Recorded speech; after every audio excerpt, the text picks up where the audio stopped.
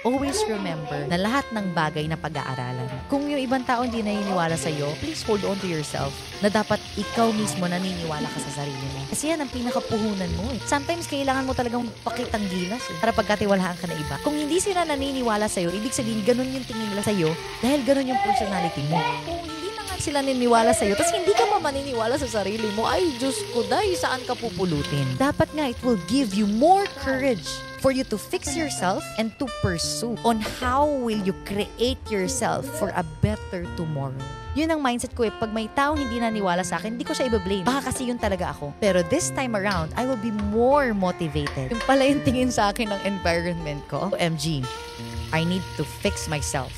Because if you think other way around, na ito yung tingin sa akin ng environment ko, ayoko na lang, kawawa naman ako. You will really not be able to fix yourself until when kanilang titignan na ganyan ka. Parang in all due respect to myself, I will fix myself. And I will prove, not to them, but to myself, para umayos naman yung image ko at kahit anong pasukan ko, maniniwala sila sa akin.